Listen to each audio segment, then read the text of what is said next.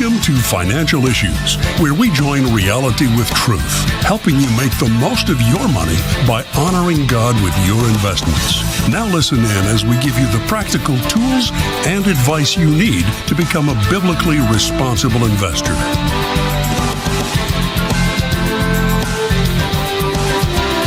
Good morning. Welcome to Financial Issues. Thanks for tuning in today. We're so glad that you're here. Our phone lines are open this morning. It is Rapid Fire Friday here at Financial Issues. 610-363-1110 will get you first place in the call queue today. Wanted to remind you that our petition to Tesla will sunset at the end of the day today. So mosey on over to financialissues.org to sign that petition and make your voice heard to Tesla. Tell them that we just want them to do what they do, to operate in excellence, and to stay out of the culture war, so that we could have the potential opportunity to invest in their company again. So you can find that at financialissues.org. We'll also get to the latest economic information. We'll get you in the know. And, of course, we're going to get encouragement from the scriptures. We'll be in Luke 1:49 today.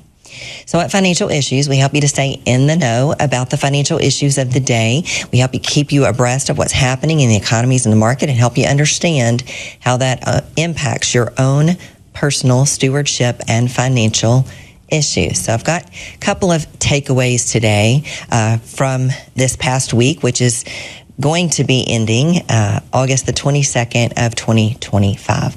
The biggest takeaway is yet to be had. Powell will speak today at the conclusion of their Jackson Hole meeting to clarify where the Fed stands and where he thinks things are going in the future, in the near future, as this is his potential, or most likely his last Jackson Hole meeting before his term expires this coming God May. Be praised, Shana, for that. Preserving Fed independence will likely be the big theme for Powell, because that is, I guess, the best thing that he has to offer up for his legacy. The minutes of the Fed's last meeting, though we don't know anything yet out of Jackson Hole, the speech is set to start right after our show ends here. So maybe you can save some popcorn and watch that. Shana, I'm so glad that Powell decided to do it after the show. He was thinking, I can't conflict people for financial issues, right? I'm sure that's what it was. Right. So the minutes for the Fed's last meeting that happened 3 weeks ago was released this week. Here's what we learned. The FOMC meeting is diverging from their once pretty well unified view of their dual mandate and how they approached price stability, which is inflation, and full employment, which has to do with the labor market, as they weigh in on how rates and their balance sheet will move forward in the near term. There has been talk this week from Fed members about a 3% neutral rate that the Fed should be pretty quickly heading towards, meaning that they still think that 2% inflation is realistic, even with all the money they've created out of thin air that is circulating out there to compete for goods, services, and investments, public stocks, which universe has shrunk as the supply of money has increased. Interesting note from the Fed minutes, they said this: several participants noted concerns about elevated asset valuation pressures, a reason that they would not cut rates. So I wonder if they have made the connection that the decisions that they've made to put the money supply on steroids to feed Congress's addiction to frivolous spending. I wonder if they've considered how that's contributed to these, quote, elevated asset valuations that we're currently experiencing. So if that 2% inflation target were actually to be achieved, which is sort of questionable in my mind, we should see rates drop by 125 to 150 basis points from where they are now. If 3% is the target, and if we get back to their 2% target, that would give us a 3% neutral rate. Right now, we are told that core PCE and CPI, the measures for inflation, are running between an annualized rate of 2.7 to 3.1%. So if you add 1% to that, that implies that rates should be in the 3.7 to 4.1% rate, meaning that we should have already seen at least 25 to 30 basis points worth of cuts on the low end and up to 55 basis points on the high end, if PCE is the most accurate measuring stick. We wrote about that in our commentary this week. We hope you read it if you're a partner, and talked about it a little bit on the show last week. But the case gets stronger when we see the Fed acknowledging cracks in the labor market. They said this: a number of participants noted that softness in aggregate demand and economic activity may translate into weaker labor market conditions, as could a potential inability of some of the importers to withstand higher tariffs. There it is again. Yet Powell and several others have taken their stand on the 4 to 4.25 rate hill. Don't forget, monetary policy changes have slow and variable lags in their impact on the economy. So if Powell continues to earn his nickname, Mr. Too Late, then we'll see those results show up in the economy in short order. On to what we learn about housing this week. The National Association of Realtors reported that existing home sales in the United States rose by 2% from the previous month. That's the sharpest increase since February and above market expectations. Despite the increase in sales, housing inventory rose by 0.6% from the previous month to 1.55 million units, which is equivalent to about 4.6 months of unsold inventory. Also, median prices of existing homes inched 0.2% higher from a year ago to $422,000 and some change. The chief economist of the National Association of Realtors said this: the ever so slight improvement in housing affordability is inching up sales. Wage growth is now comfortably outpacing home price growth, and buyers have more choices. Condominium sales increased in the South region, where prices have been falling for the past year. A report from Realtor.com revealed this week that only a third of homes in the U.S. are affordable to the average American. According to their report, as of August, only 28% of homes on the market are within reach of the median income household. The maximum affordable home price for average Americans is estimated to be $298,000, down nearly $30,000 from 2019. So if Americans' income is growing, why would the price of a home that they can afford go down? Realtor.com chief economist gave this explanation. He said, as incomes grow, higher interest rates have eroded real-world purchasing power of the typical American household. A Harvard study found that home buying is at its lowest level since the mid-1990s. So why do we care about this financial issue? Well, this issue has a negative implication for the formation of families. One thing that is crucial to the formation of new families is home ownership. If you're going to get a wife and kids, you got to have somewhere to house them. So God intended for the family to be the bedrock of society. It was intended that that value development be instilled in the home, not the school, by God-fearing parents who taught their children to know and love God and to adopt and obey God's way for living. It was intended that we should recognize that God is the owner of all things and therefore the source of all provision, not the government. God intended that parents would teach their children diligently, not that they can follow their own hearts and rock their own truth, but there are standards of right and wrong, and that they came from the mouth of God and are found in the Bible. God intended that we should teach them that they are fearfully and wonderfully made, that their gender and their gifts, their talents and abilities aren't something subject to their own free will, but that they were intimately and intentionally designed by a loving God for a purpose. We're to teach them that life is precious and should be defended from conception. We're to teach them that they are to work diligently for their bread, for their daily bread, that they are to use their gifts, talents, and abilities given to them so that they can earn an income to pay for the things that they consume, rather than teaching them how to manipulate a system that takes from those who do work to support those who are capable of work but won't. Those are the things that God intended to lead this nation into prosperity.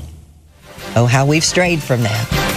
I've got more to come. I'm going to give you an update on the markets and what to look for next week, so stay tuned. We're going to take a break, but we'll be back right after that.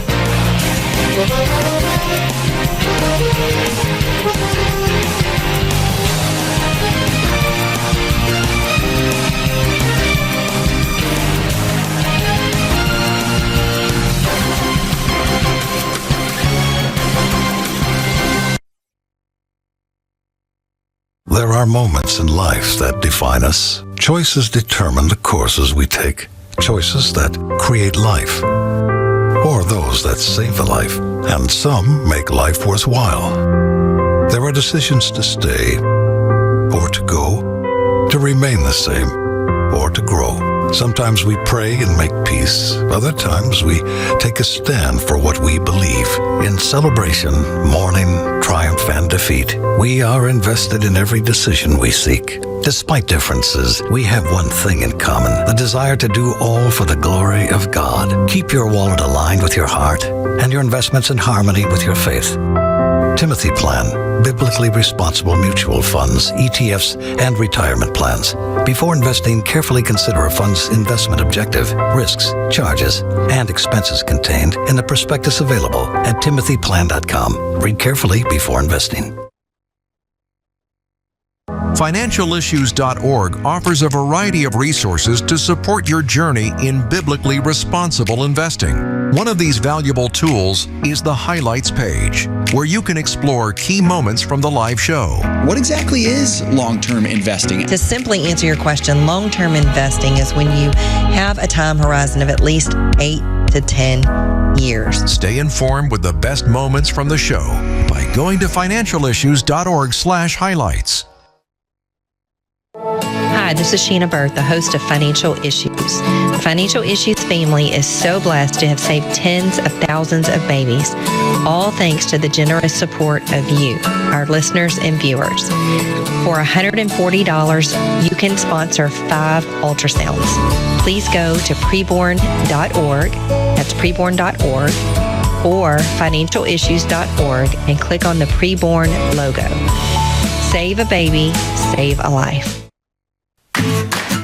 Securities offered through G.A. Reppel & Company, a registered broker-dealer and investment advisor, member FINRA and SIPC. Opinions expressed by Shana are hers alone and are for informational purposes only, and do not necessarily represent those of G.A. Reppel or the outlet on which you are listening.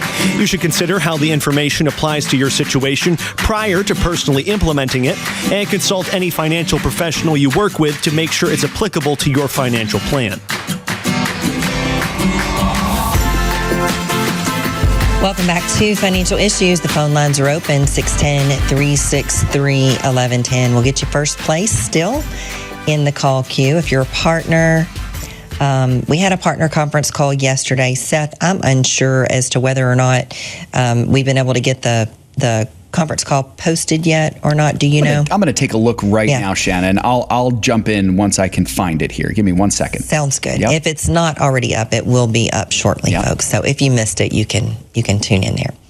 Well, let me continue on. As far as it goes with the markets since last Friday have had a little bit of a pullback. It's something that we've been talking about in our commentary to partners for the last couple of weeks. Didn't realize how quickly it would come to fruition. I thought maybe there was a little bit more time, but so far this week, since last Friday, the Dow is down about 0.5%. The S&P 500 is down about 1.33%, and the Nasdaq's down right at 2.5%. The Nasdaq has suffered the most, of course, because the Nasdaq is made up of very tech heavy. And what we're seeing in the markets right now is sort of a rotation from what was concentrated really in the Mag 7. You know, for the last couple of years, we've had exceptional performance in the market. market, but that was very narrowly driven by the Magnificent Seven stocks and this whole AI trend that I believe that we're just at the beginning of. So we've seen over the last week or so a rotation from those Magnificent Seven stocks, what economists or what market experts call a broadening out. So people are realizing that there's more to the world than just the Magnificent Seven, and that there are other companies out there that are good to invest in. So we're seeing this rotation sort of from the Mag 7 to small cap value. So that is sort of what's happening there. The pre-markets this morning are indicating an open in positive territory from about the NASDAQ just about 15 basis points positive, the S&P a fifth of a point positive, and the Dow a third of a point up. So I don't expect real moves out of the market until Fed Chair Powell gives his speech from Jackson Hole that is set, as I mentioned, to start right after our show. So what is coming next week? Well, we'll get reads on durable goods. That's going to show us which direction conditions are moving with business investment and with housing conditions. Because durable goods are goods that have a lifespan of 3 or more years. So you're thinking for businesses, capital investments, you're thinking airplanes and transportation and all kind of things like that. As far as the household goes, you're thinking about those things. I'm building a new house right now, so I'm thinking about washers and dryers and dishwashers and appliances and all of those kind of things.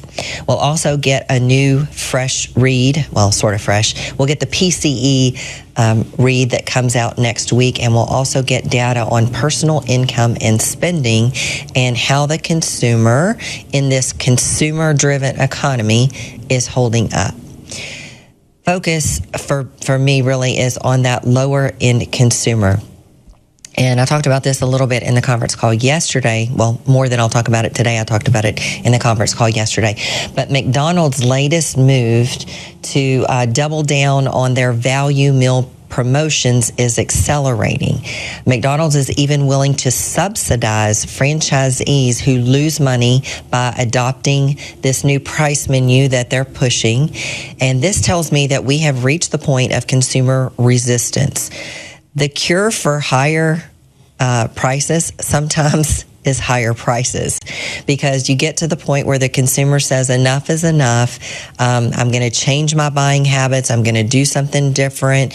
I'm going to not go to McDonald's anymore if I have to spend $18 in the drive-thru. It's just kind of ridiculous when I could go to a sit-down restaurant and pay something similar. On the other hand, we saw a report out from this week from Toll Brothers, which is a home builder. And they're a home builder that caters to buyers of $1 million plus homes, where incidentally about 25% of their customers pay in cash. And they said this in their press release ahead of their earnings conference call. While affordability pressures and uncertain economic conditions persist, we are pleased with the resilience of our luxury business and more affluent customer base. In this environment, we continue to focus on strategically balancing price and pace in order to maximize profitability and returns. So it seems like the upper end of the income spectrum is still holding up pretty well, while we're hearing things from McDonald's and even Walmart, who reported this week out as their most recent quarterly earnings as well, that the lower end consumer is under significant pressure. Now that you're in the know about the recent and upcoming financial issues, we hope that you'll learn more about how we can help you integrate those issues into your own stewardship decisions. At Financial Issues, we equip you with the tools to defund darkness, to honor God in the way that you invest, to clean up your portfolio. We call that biblically responsible investing. And we give you the tools we give you the encouragement to continue to fund the light, to be a joyful, generous, and obedient giver. If you haven't already, I encourage you to become a partner. You'll get access to our asset allocation models, our weekly buy list, and a myriad of videos and support to help you become your own portfolio manager and use your activities in investing as an act of worship to show the Lord that you acknowledge that it's all His and you just want to be the best steward that you can be. Hey, Shana, real quick, just want to let you know, conference call's not up yet. Working on getting it posted right now. So we'll get that up there soon. Sounds great. I'm sure it'll end up up there by the end of the day today. Yeah. So if you're a partner, you can check that out. And if you're not a partner yet, you can become one and you can find out what happened yesterday. So Cracker Barrel is the latest company to genuflect to the pressure of the woke left. So just this week, they unveiled a new logo. Cracker Barrel launched its All the More campaign, which introduced a text-only logo inside a gold-brown hexagon, dropping the iconic image of a man leaning on a barrel that had been used since 1977. Their website says this year, we even unveiled a brand new logo. Rather than just showing one person, we wanted to feature lots of people. The idea was to celebrate the diversity of all of our guests with a logo that represented our continued passion for pleasing people of all races, colors, and gender. That's what the company said on their website. So they also spent $700 million modernizing their interiors, and they changed their message. The CEO says that they want to honor their legacy while bringing fresh energy, thoughtful craftsmanship, and heartfelt hospitalities. Now, they're getting a good bit of pushback on this. Some commentators are saying they view the change as a deliberate move away from culture specificity. An old white man in a rocking chair, and the barrel imagery, towards a safe, identity-neutral brand image. So Cracker Barrel seems to want to separate itself from the brand image that it was built on. It no longer wants to be considered too rural, too traditional, or too tied to one demographic. They want to erase the rustic, traditional man and barrel imagery, and that is being interpreted by many as woke. Part of their woke agenda involves sanitizing and modernizing history to avoid offending anyone. Ironically, following in the footsteps of Bud Light, upsetting their core customer base.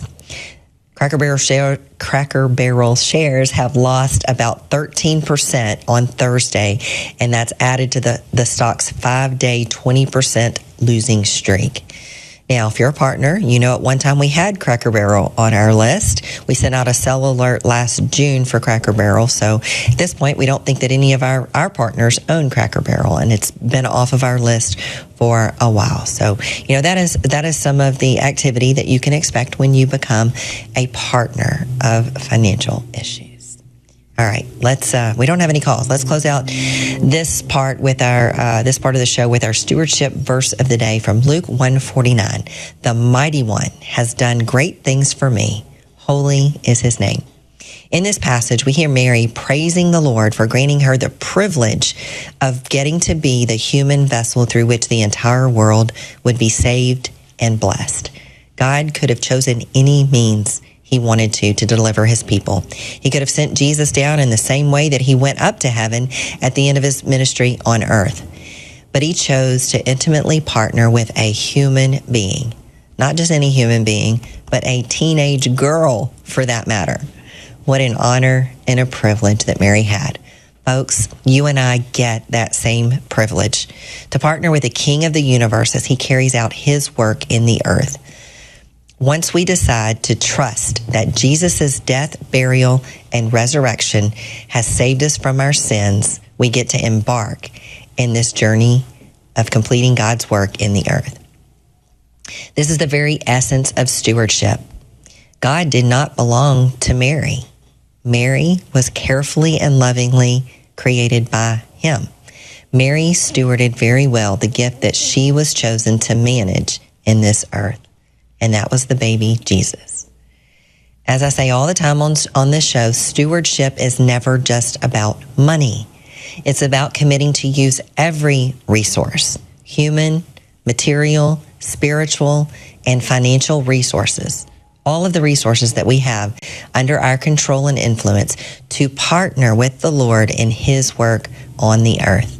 May we be found faithful and joyful in that process. What do you think, Seth? This is great, Shana. I, being a man, have never carried anyone inside of me. You can relate to this a little easier than I can, Shana, but how profound it must have been for Mary to carry and raise her Maker. I was thinking about this as you talked about it, Shana. You know, Mary carried the Lord Jesus Christ inside of her. But because of what the Lord Jesus did for her and for everyone who trusts in Him, we are now in Christ. We are safe and protected in Christ. It really is amazing. And we can steward every good and perfect gift, especially the most perfect gift, the gospel. Hope we'll do that. And we now, as temples of the living God, carry that same spirit in us. Stick around, folks. We've got more to come. If you're listening on a station or outlet that only carries the 30-minute version of the show, we wish you a farewell and a great weekend. For the rest of you, stick around. We'll be right back.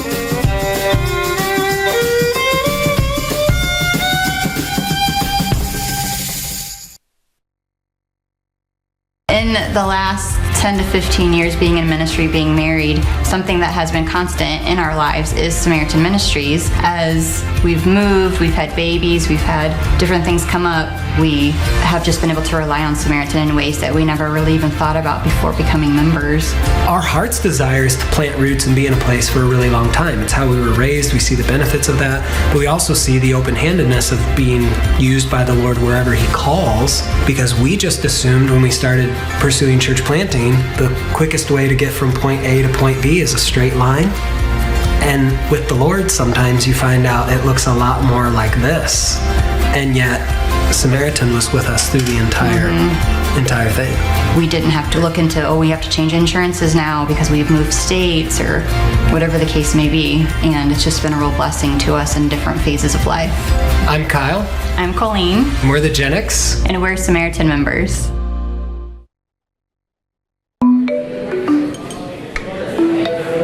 So I'm trying to plan ahead, and I thought investing would be a good idea. I was going to buy some stock from Back4 Tech Inc. Yeah, they're actually under investigation for supplying technology that helps human traffickers. Oh, what about microdrafts? They support the gambling industry. U.S. Cardboard Company, people always need cardboard. Abortion lobbyists. How do you know all this? I just go by the stock list from Financial Issues.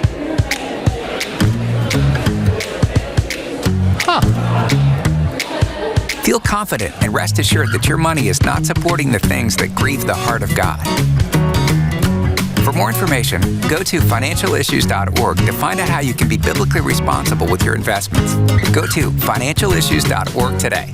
Grow your money God's way.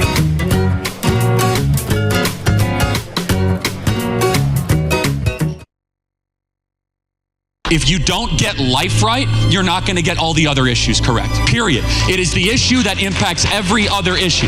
Life is the central part of what keeps this republic together. It is the contract that the founding fathers passed down through multiple generations. Life, liberty, and the pursuit of happiness. You don't have life, you don't have a republic. There is a temptation out there right now. And I want to just tell you we must resist it. There's this temptation that we cast this issue aside. How does that honor God? It doesn't. And if it wasn't for preborn, I would be super just confused and depressed, because there has never been, in my opinion, a more disjointed time in the pro-life movement. We need a machine to go up against the Planned Parenthood beast. Like, we have to play offense against the pro-abortion forces in this country, okay? We have to play offense. And preborn does it in this compassionate, merciful, godly way that is just so inspiring and amazing.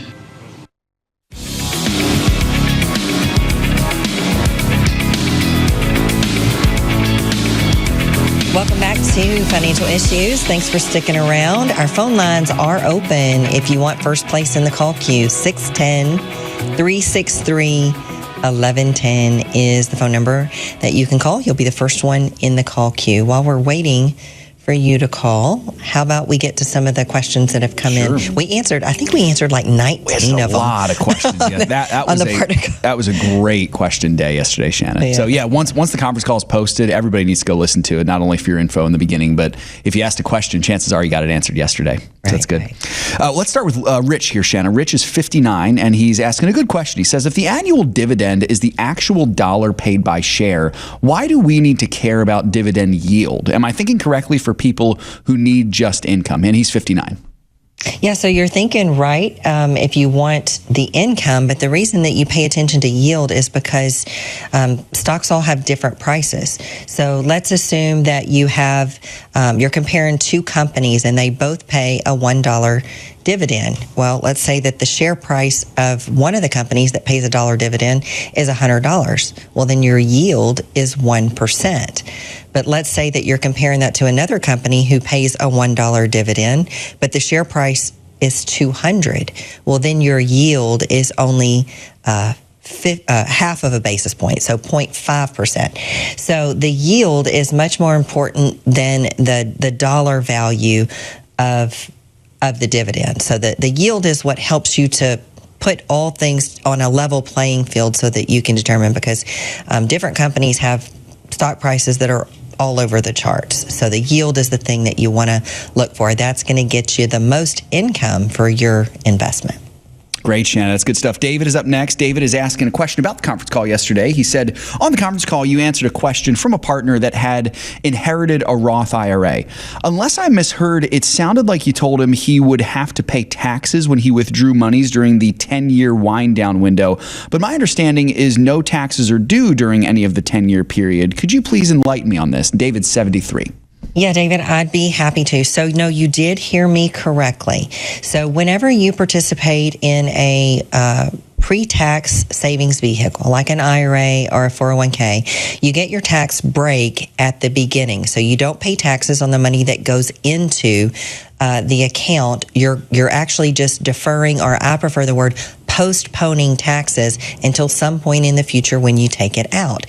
So what has happened is that whoever you inherited the IRA from has never paid taxes on any of the money that was contributed to that account or any of the growth that account has accumulated over the time that they had it. So when it passes, I'm assuming I know it came from a non-spouse because you're telling me you have a 10-year window to get that money out. So what that means is that you have 10 years to get the money out and pay the taxes. The only way really to get money out of that IRA account is to use it to do your giving. Since you're 73 years old in the question you write, because you're over 70 and a half years old, you have the option to do what's called a qualified charitable distribution. So you can take a distribution directly from the IRA to a nonprofit organization, including this one, of your choice. And as long as it goes directly to the organization and you report that correctly on your tax return, you're going to get that money out at 0% taxes. Otherwise, when you take a distribution from the IRA, you're going to get a 1099 at the end of at the beginning of the next year, and you're going to that income is going to be reported on your tax return as taxable income. Awesome, Shana. Very good. Michael is up next. Michael wants some clarifiers on a question that he asked back in July. So he said, I was about 3 years from being eligible to retire, but I'm 56 years old and I'm not planning to retire yet. I have a self-directed IRA and I'm wondering if that is a good way to roll my TSP, which has about $300,000 into for investing. If it were your money, how much would you put towards real estate and how much into the account for responsible investing in the market? That's his first question, Shana. You want to address that one? Yeah, okay. So a self-directed IRA account, in my opinion, is a good place to roll a TSP over to. So in the TSP plan, a TSP is just an employer-sponsored plan for retirement. It It works much like what I just described with the IRA. The money that goes into it doesn't have taxes. You don't pay taxes on the money that goes into it. It's pre-tax money, and it grows at a tax postponed rate. So the TSP plan, because it's an employer-sponsored plan, offers you a set menu of different funds that you can invest in, most of which do not meet our standards for biblically responsible investing. So rolling that over to a self-directed IRA gives you the freedom that you would desire in being able to choose the investments that you want to invest in and to be able to keep your money out of companies that are funding dark agendas and that violate your values as a Christian.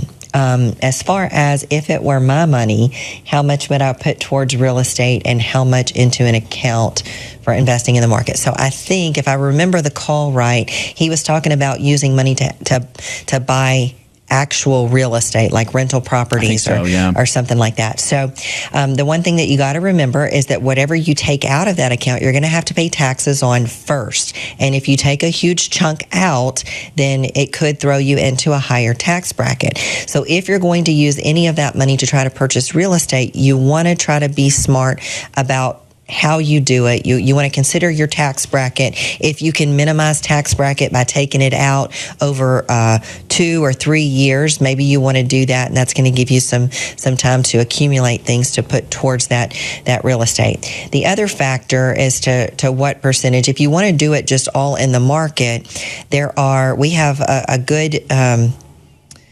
good exposure to real estate investment trust. That's one way to get exposure to real estate, but to do it through a publicly traded investment where you don't have to actually become a landlord yourself. You can own office space, you can own shopping centers, you can own big healthcare facilities without coming up with the millions of dollars or hundreds of millions of dollars that you would need to actually get into that kind of investment. So that's one way that you can get exposure. But if you're talking about the actually owning your own rental properties, I would say that depends a lot on what you're willing to do. Are you comfortable being a landlord? Do you want to negotiate rents? Do you want to be responsible for collecting rents every single month? Do you want to be responsible for enforcing consequences if people don't pay their rent? Do you want to take on the risk of fixing up properties if your tenants don't take care of your properties? Can you carry the property? Can you afford to not have any income from that property and still pay the taxes and insurance and upkeep on that property if the person living in your house isn't paying you the rent? So those are the things that you really have to weigh out before you determine how much you would take out. And I don't know where you live. I don't know if it said that, but housing prices have risen 60% over the last 6 years. So for a $300,000 balance, you may be looking at taking out quite a bit of it just to get, if you're looking at getting a property without using any kind of borrowed money. All right, folks.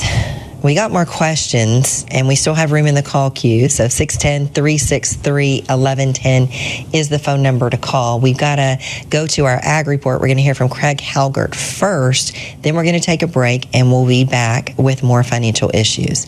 610-363-1110 is the number to call. So stay tuned. Here comes Craig, and then we'll be right back.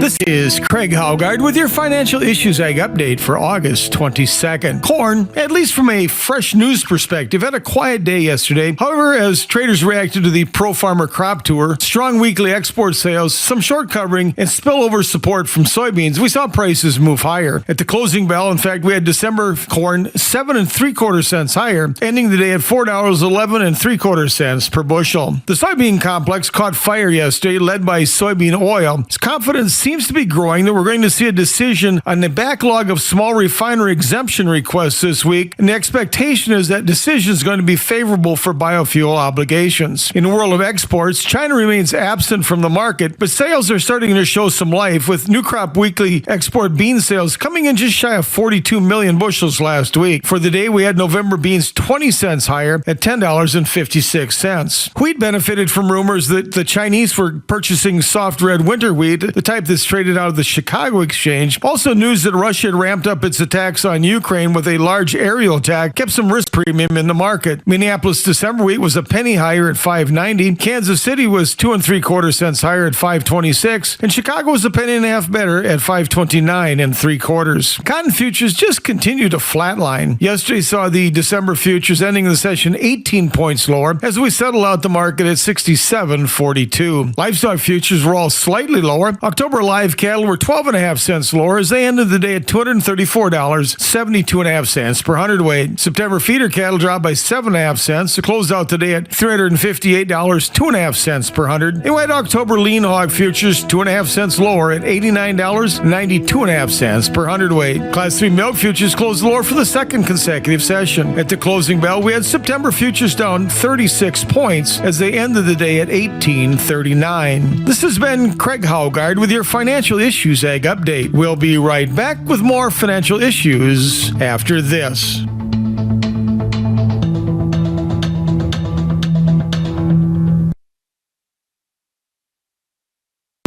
Most people have no idea what their money is funding. That's why it's so important to know who you're investing in and what they stand for. At Financial Issues, we help Christians invest with biblical values. We equip believers to manage their own portfolios, offering research-backed asset allocation models, biblically responsible stock recommendations, and practical guidance. If you're ready to align your faith with your finances, go to financialissues.org. That's financialissues.org.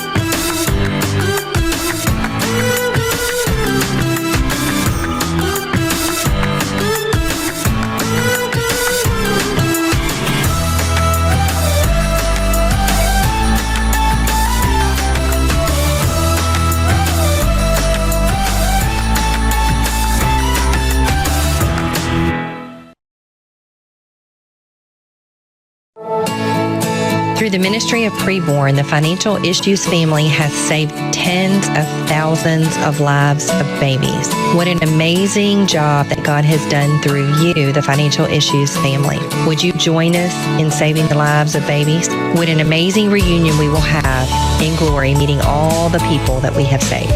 Please go to preborn.org. That is preborn.org or financialissues.org and click on the Preborn banner.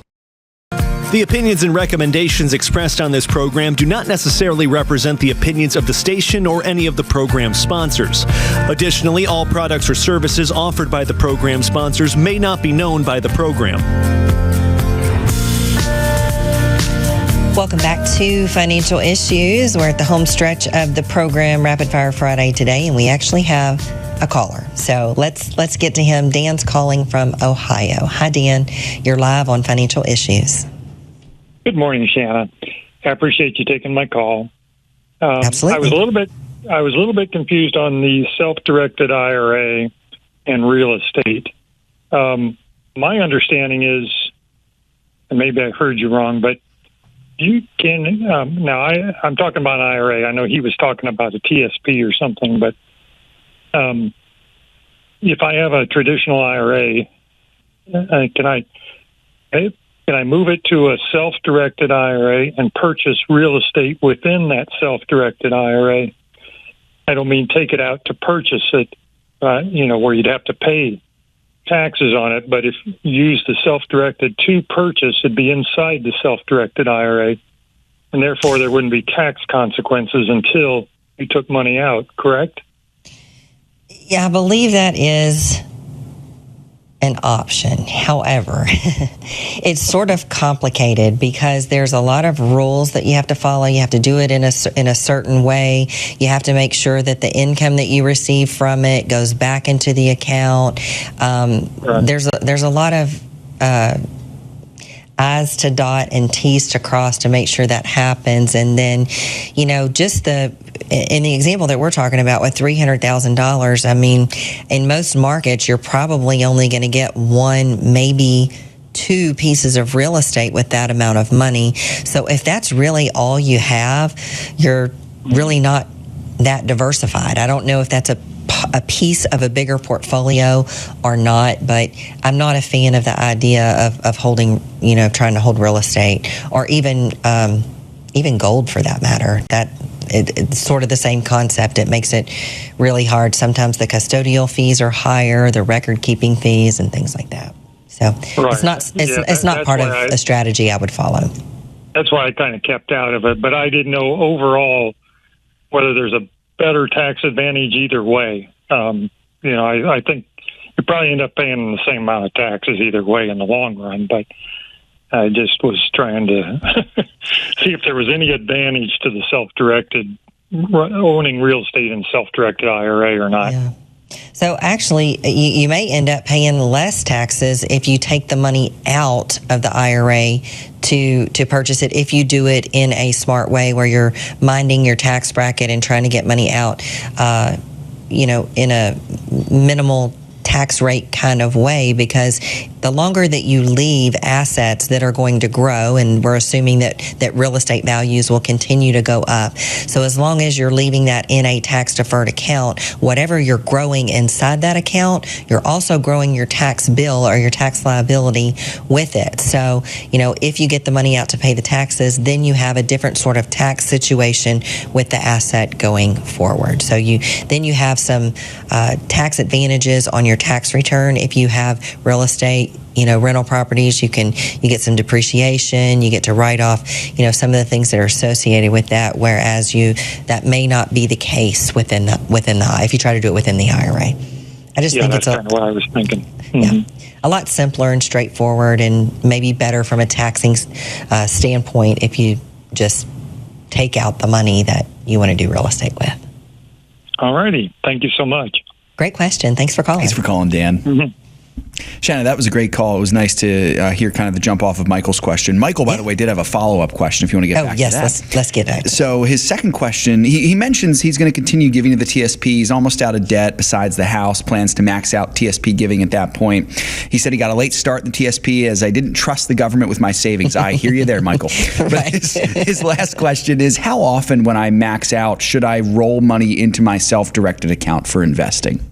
Okay, so I'm going to assume giving means the part that he's investing in the 401k, and not that he's doing qualified charitable distributions, because he's only 56. So I'm going to assume that he's talking about his employer contribution to his TSP plan.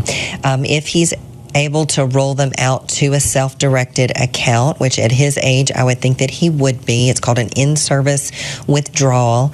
And when you do a rollover like that, it is my understanding that you can only do it once every 12 months. So that makes that an easy answer. And as far as the part about not trusting the government with my savings, I think there's wisdom in that. But to maybe make you feel a little bit better about the TSP program, or any program, like if a company offers you a 401k or an employer-sponsored plan, the assets really become separate. So what happens is there's a custodian that holds the account, and the employer, whether it's the government or whether it's a private employer, is required to make to send the money that you withhold from your check plus their match at whatever interval they agreed to do it. Usually it's monthly. So you take it out of your paycheck during the month. They send your part plus their part over into that separate account,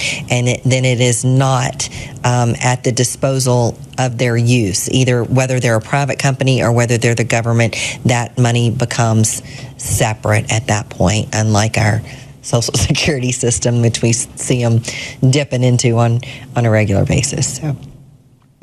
It's great, Shana. That's awesome. Thank you. Vanessa's up next here, 63 years old. She says, I've been a partner for some time now, but due to work and life, I don't always get to listen in or take part in the daily or monthly calls. Currently invested in a traditional IRA that is costing me about $700 to $800 per month for management fees. I'm 1 year away from retiring, and I would like to know what options I have to reduce the fees on my retirement account, or if I should look into purchasing an annuity. I'm 63 and a half. I have $600,000 in my IRA. I like my financial advisor, but I do think the monthly fees are just too high. Could you point me in the right direction? What do you think? Sure. So if you don't like fees, you will hate an annuity. Yeah. The fees internally on an annuity are most likely going to be much higher than what you're paying your financial professional. I don't know what kind of arrangement that you have, but the kind of arrangement that I like is where you pay a fee, but you have to understand what you're paying for. So in my private practice, I charge a fee based on the assets that I'm managing. Now, that includes portfolio management. So I'm the one building and managing a client's portfolio. And I do that through individual securities, which have low cost. They're also getting a financial plan out of the deal. So, we have an onboarding process where we develop a financial plan, and then that plan is managed every year along with the assets. So I didn't have time to do the math to see exactly how much you're paying, but I would say anywhere from 1 to 1.5%, depending on what all your financial advisor is doing for you. If they're using mutual funds and ETFs, that's not necessarily bad. It just means that they're not doing the work. They may be doing the work for asset allocation, but they're not doing the research on the individual companies. So if they're not doing that, I would suggest that they're charging you a lower fee, because there's also internal fees on those mutual funds and ETFs that they may be using.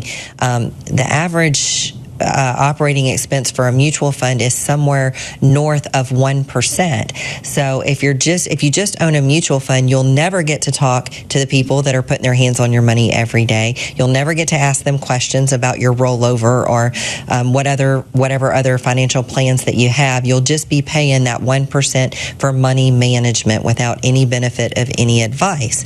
So 1% for portfolio management plus financial planning is really a deal. And I think that people sometimes get the wrong idea about how hard their financial advisor is working based on the activity that happens in their accounts. Sometimes the best thing to do is to stick with what you got. So it doesn't mean that your financial advisor may not be paying attention to you. It may or may not mean that your financial advisor is paying attention to your investments, but they need to at least be monitored. So if they're doing that, that means that they're keeping up with trends in the market. They're doing research on individual stocks on a business day basis. I know every single day I'm keeping up with what's happening in the markets. I'm researching different individual stocks. It may not result in any transaction every single day, but I'm still doing the work to make sure to reinforce that what we have is what is good. And then there's that financial planning component of it. You get to ask them questions about how much should I take out? How much do I need to save? And, what about taxes? And what's the smart way to do this? And that. So the option is to become your own financial advisor. So you can open a self-directed account. You can save the money that you're paying on all of those fees. You can follow our strategy for portfolio management, and then you can put together your own financial plan. You can use the show sort of as a resource to call in or write in and ask general questions about financial planning. But, when you do it yourself, then you save the money that you're paying someone else to do it. I don't cut my own hair. I don't fix my own AC when it goes out, because it would take me too long to develop the skills and knowledge necessary to do that. So I'm happy to pay somebody else to do that. It just depends on, what is worth it to you. And happy to say that we offer a solution if you decide to go the self-directed way. Well, folks, that's the end of the program today. We're so glad that you tuned in. We hope that you learned something. We hope that you were encouraged. And most of all, we hope that the Lord was glorified and honored in the way that the information that we shared with you today. If you want to learn more about our ministry, go to financialissues.org. I'm your host, Shana Burt, signing off.